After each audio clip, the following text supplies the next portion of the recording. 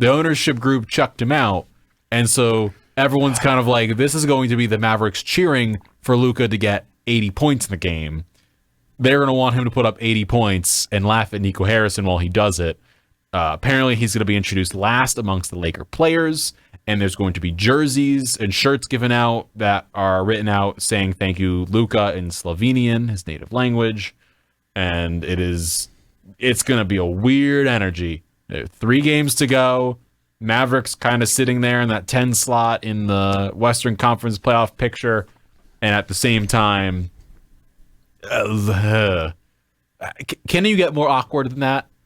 Because the organization is the one who booted him out, but they're going to do all the things to like welcome him back. Well, we were in Los Angeles pretty close after the trade. His first game in Los Angeles, a couple of guys in the basketball group, because we had time to kill, okay, went to the game. I think it was a Monday night. Something like that. Pat Flannery and a few of the grad assistants went to see because they had connections. And they went to see Luka's first game. I think it was against Utah because the connections were actually with Utah. Okay. Just like Girardi looked at me and he says, "Oh, it's too bad the Super Bowl isn't at SoFi." And I said, "Well, I know a guy." He goes, "What?" I said, "I know a guy we could get in." He goes, "Because the Super Bowl's there in 2 years. We're scheduled to go back." Interesting. Right. Well, it has to be the right weekend. But they knew a guy. Yeah. Right. A guy that worked for the Celtics, the Jazz, and now is working with the Nittany Lion Club. Great guy. And so they went and they saw him play. And it was, kind of a carnival festival and the whole thing. And their seats were right there behind the Jazz bench. They're right there courtside watching him play. This is one of those trades where it is mystifying to me. I mean, I realize that you can run into an impasse with a player, but it always baffled me, why do the Milwaukee Bucks trade Kareem Abdul-Jabbar to the Lakers? Right? And I know they got 4 guys out, and we just talked about Junior Bridgman, who just passed away, and Bridgman is the ultimate of what athletes should be thinking about financially in life. Right? I mean, Bridgman was the ultimate. Yeah. But he was a part of that trade. And did they get good players out of it? Bridgman played 10 years for the Bucks. Dave Myers was a good player for them. But Kareem Abdul-Jabbar is the kind of guy that delivers a championship for you. And they dealt him to Los Angeles. Right? And it was always mystifying. Right? Why did the Edmonton Oilers trade Wayne Gretzky to Los Angeles? I mean, I've already seen the 30 for 30, and, they're talking about, Peter Pocklington and what he's trying to do up in Edmonton and the whole thing. Now, did they win a Stanley Cup after he left? Yes. Because of Mark Messier and those guys. They actually won the Stanley Cup. But I'm always mystified by this stuff. I don't understand why you sit down there in an office in Dallas and you just went to the NBA final a year ago. Literally a year ago. Right. Went there. And he, along with, and to the credit Kyrie Irving had played with, and I know he's hurt now. Right. But I don't understand what the thought process is behind some of these things. I don't get it. I mean, the Mavericks' problem before Luka got traded was, for example, Derek Lively got hurt. Well, Lively makes Luka Doncic's life so much easier because he's taking care of all the dirty work in the post, and he's the guy that's blocking shots, and kind of gives Luka the freedom to go around and not have to be the post center on the team. Okay? And that was a problem because now the guy replacing Derek is not, isn't the same kind of player. I don't understand this stuff. I don't understand what the thought process is in a front office. Just like the Pirates have always baffled me. We've talked about the Pirates start. You're not going to do what you can to keep Paul Skeens? You didn't do what you could have done to keep Garrett Cole?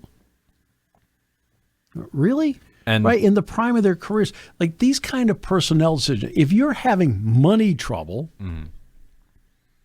okay, now I can at least understand, like, okay, you probably shouldn't be in ownership to begin with at a professional sports team these days if you are. But if you're having money trouble or whatever it happens to be, okay, I get that part. Like what are the A's going to be able to do until they get to Las Vegas? Mm-hmm. I mean, their money flow is going to be dramatically reduced in the next 3 years, starting this season. So I understand that part. And not everybody has Josh Harris as their owner, like the Commanders do, the Devils do, and the Sixers do. I'll get back to you on the third one. Right? I mean, the people that, like Kroenke, we just talked about Denver. Kroenke has tons of money. And I realize Mark Cuban, reduced and they got his sold role to in this. Miriam Adelson, one of the richest human beings in the world. Right. And I don't understand what the thought process is behind this. And you can't be, I don't want the general manager to act like he's the smartest person in the world. I want the general manager to look at the landscape and sometimes do nothing because he is the smartest person in the world. And we had talked about it when the trade had happened, and their justification was all the things going on in terms of his defensive abilities and the fact that he wouldn't try on defense, he wouldn't get back enough. That makes him an average NBA player. And they were like, oh, but he comes in overweight, he does all these things. And it was like, okay, they're going through all this list of all of these items they'd apparently had gripes with forever. The problem I have with it is, they last at the trade deadline last year, they had only so many resources, and they decided to go all in on Luka and traded for Daniel Gafford, PJ Washington, and all these players. And what happens? They go to the finals. Yeah. And then not 6 months later, they turn around and say, you know what? We're done. And so they had gotten rid of all their resources, got out of the business of it, and did not try to maximize Luka. You have a generational talent. There are only so many of them in every sport at any given moment. I know. You have the 25-year-old superstar who is going to be here for a decade. I know. And you are going to have him, and he wants to stay there. He loves Dallas. Dallas loves him. Through thick and thin, he just brought you to the finals. You've been to the conference finals before. You've done really well, and dude is 25. He's only getting better. I mean, it's not like he's over the hill like Jerry Valeri.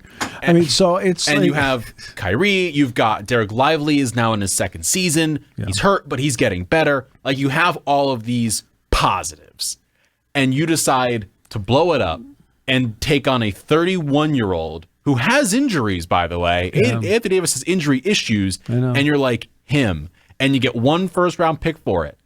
When you could have, and apparently they had zeroed in on Anthony Davis as the guy they wanted. At the same time, I guarantee you, if you call multiple teams around the league and say, we want Giannis, we want Devin Booker, we want insert player here, you could raise the price to where the generational talent is. Because if the Pirates are like, you know what, we're going to trade Paul Skeens, and they're going to call one team. Let's say they call the Diamondbacks. We're going to trade Paul Skeens. We want a vending machine. And the Diamondbacks are like, you've talked to anyone else about this? Like, no. Cool, we'll take them. Instead, they could call every other baseball team and shop them around, and all of a sudden have the entire city of New York, and also somehow get a 20% ownership stake in the Islanders for whatever reason, and also I don't know, own the rights to the name Gotham. But for some reason, Nico Harrison said, no, let's not do that. Let's just go and talk to my friend, Rob Pelinka, and just go and get Anthony Davis. And then it still makes no sense. And all of Dallas loves Luka, and he's going to come back in, and it's going to be this really awkward scene where the Dallas general managers and owners and all of them, it's going to be real awkward, Steve. I could not make a more awkward situation than what's going to happen tonight, because they're going to be embarrassed because he's going to come in there. Their entire crowd is going to cheer for Luka, not for the Mavericks, not for the Lakers, for Luka.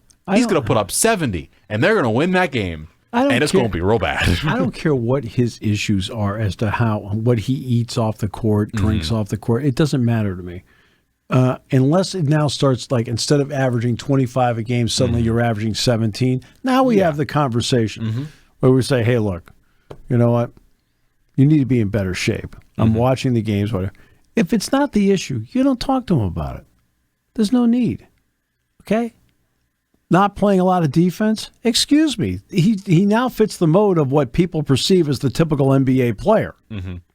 Right? And I don't want to hear all the NBA, oh, they play, really? Really, you want to see tapes of what defense looks like? Yeah. Right? By the way, he was averaging only 28 points a game, by the way, if you were wondering. Only 28 points a game with the Mavericks before he got traded. Right. Only 28. Right. You've already 2 years ago ticked off your crowd because when you had a chance to get into the playoffs, albeit in the playing game at 10, you sat your entire team. Including Luka, right, on Slovenian night. Right, and played your G League team. Right? And your fans are sitting there like going, well, wait a minute. And every single fan that wanted to go to the game, and most of them to see him play, right? You're like, okay. It's and you've already done that. That's just 2 years ago. Because it was better off for us to get a higher draft pick. Now the higher draft pick turned into Derek Lively. Which was the perfect player to put with Luka. Right. Who then they went all in on 6 months later and traded for P.J. Washington, who turned out to be a great addition. Right. Daniel Gafford was a great rotational They're all piece really alongside him. important parts in their roles. Went all in. Right. I mean, look, the Pirates had Garrett Cole. Now they did reach an agreement with Cole on a 1-year deal worth about $6.5–7 million, somewhere in there, for the 2018 season. And then a month after they signed him, they traded him to Houston. And you're saying, like, okay, what'd they get? Well, they got Joe Musgrove. He's a good major league pitcher. Michael Feliz, right? All right, reliever. Colin Moran, who would be one of those guys who had been a high draft pick that had never panned out. And Jason Martin. You can't sit there and you can't put a bow on that. Right? It doesn't matter. Like, Musgrove did some good things for them, but he's not Garrett Cole. And it's not fair to Joe Musgrove. He's not expected to be Garrett Cole. He's expected to be Joe Musgrove. Good, solid major league pitcher, and you can see what he's done with the Padres over time, pitching in the postseason for them. He's been good, the whole deal. I think he threw their first ever no-hitter in San Diego.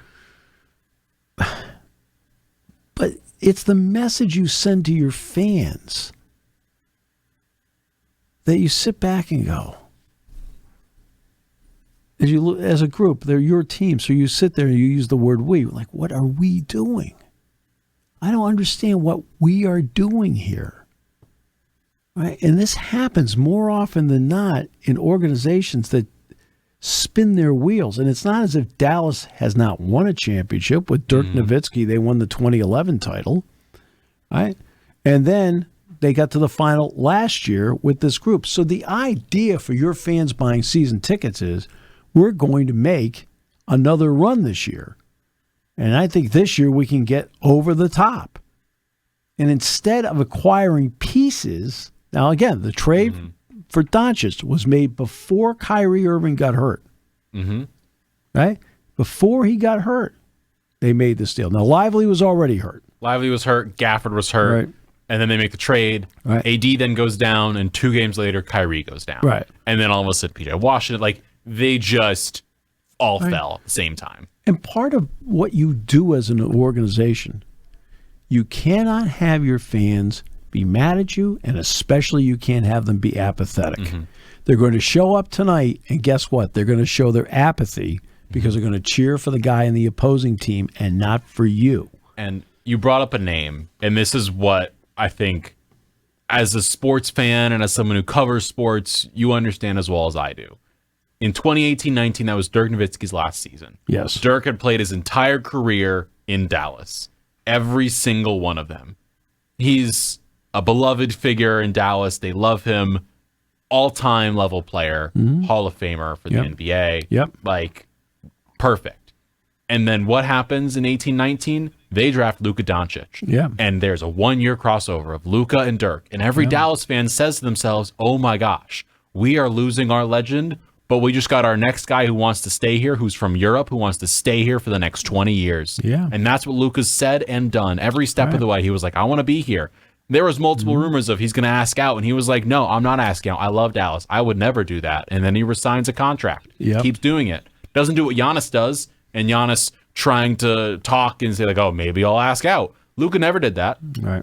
They get their guy, and then at 25 years old, they decide, let's blow this up. Right. Let's take our superstar who is going to be here for 20 years, carry the franchise, who we don't have to worry about, because every team wants a superstar. You think the Wizards want one? Yeah. Yeah. Do you think that the Suns want Devin Booker for all time? Yeah, they do.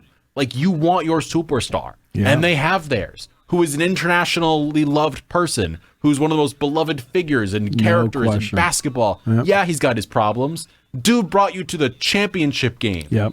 And he gotcha within a couple games of winning the world championship. Oh, I know. The NBA finals. Yep. And you're like, let's get rid of him. Right. For reasons we still don't know. No, it's that, again, I don't understand the thought process of organizations.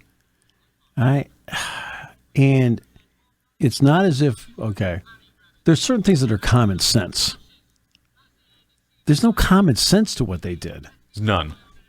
Okay? There's no common sense to what they did. And again, you can't keep mystifying your fans. You have to give your fans hope. Where's the hope in that trade? No idea. There's no hope in that deal. You know, I mean, sometimes hope comes in the form of a draft. Okay? Sometimes hope comes in the form of a draft. Okay, you're a Bears fan. It's been bad.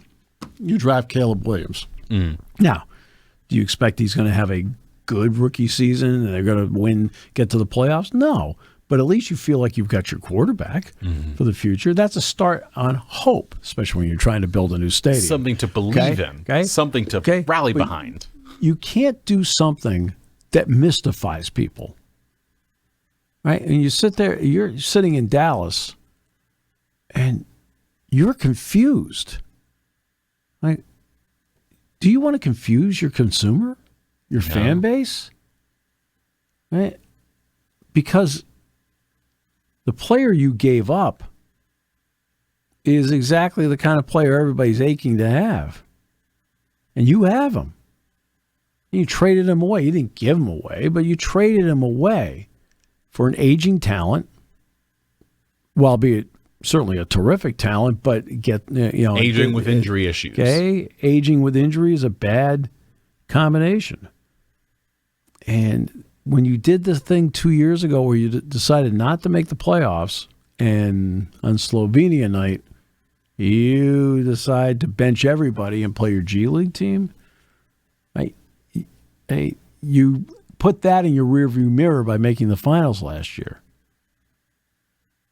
Okay? There are certain people that you build around. Okay, Kyrie Irving, by the way, is not one of them. Okay, Kyrie Irving is a piece that you build around Luka. And that's what he was acquired for. Okay, you've got the piece people want to build around. Denver has the piece they want to build around. Right? And sometimes you do have to make tough decisions, and sometimes the best decision is no decision. Right? Do you break up Jason Tatum and Jaylen Brown? How often did we hear that for a couple of years, that maybe it's time to break them up? What did Brad Stevens do? He did nothing. He did nothing because he's around it every day, and he felt that those two work together fine. I need to change up the other similar parts. So he took Malcolm Brogdon, right? Very similar player to Tatum and Brown. Dealt him to Portland, got Drew Holiday. This is after he traded his point guard. Now he's going to be the point guard. Well, why is he going to be the point guard? Because he traded Marcus Smart to Memphis and ended up with Kristaps Porzingis, a completely different player than the other guys on the floor. Smart, Brogdon, Tatum, White, and Brown are all the same kind of player, essentially, as to how they play. Well, guess what? Porzingis isn't similar to any of them, okay? Not similar to any of them. Drew Holiday, especially, is not really similar to Marcus Smart, even though they're both really good defenders, but they're different kinds of players, right? And so you got them. Brogdon, same story. Brogdon's not a part of it, but you still have White, Brown, okay? And with Brogdon, you got Holiday. Smart. They changed the dynamic of the team on the floor and made decisions on Brown and Tatum in particular. We'll build around them. We're just going to put different types of pieces around them. We're going to reacquire Al Horford because he's a perfect complement off the bench for Porzingis. Then, of course, Porzingis got hurt, and then Horford had to play more. Right? We're going to keep a guy like Pritchard because as a situational player, he's a great situational player. And then Derek White is just a really good player at both ends of the floor. So they got rid of two similar pieces to change the look on the floor to go with their primary guys. They didn't trade Tatum or Brown. They traded Marcus Smart. Okay? They didn't trade Tatum or Brown. They traded Malcolm Brogdon. And they built around them, and guess what? They have hardware, and guess who's had the best record in the last 2 months in the NBA? They may not be the number one seed in the East right now, but who's had the best record in the league the last 2 months? Celtics. The Boston Celtics have. All right? And again, we're talking about building. Like, I understand, for example, why the Knicks made their deal with the T-Wolves. I understand that. All right, you know what? We're kind of getting only so far. Let's see if we can change up Randall and bring in Karl Anthony Towns, give us a little different look out there as to how we're playing it. I completely get it. And the Knicks are a very good team. The problem is that there are some teams in the league that are great teams. They can't get over the great teams. In another era, right, they might be able to get over the top with certain teams. But right now, their problem is Cleveland, to its credit's really good. Boston, to its credit's really good. Golden State has now made a comeback. The Thunder are. Right? The Thunder are a tremendous basketball team. And the Knicks are very good. Now, you guys want to fire the coach because, I mean, it's always, let's do the simple thing. But they made that trade. Like, for example, give them credit. They made the acquisition of Brunson when nobody else really was like, you really want to pay money for him? And it turned out they got it right. And what have they done? They got it right. They got it right, and they have built the Knicks team around Brunson. Right. Like, Cat is there to complement him because he's an outside shooting. But Julius Randle was a complementary piece. Yes. They knew, so they changed the complementary piece because they felt like he could bring a couple of elements to the table that Randle didn't. Exactly. Right. And that's what you're thinking about. You don't do this where your fans sit back and go, well, what are we doing here? I don't understand what we're doing here.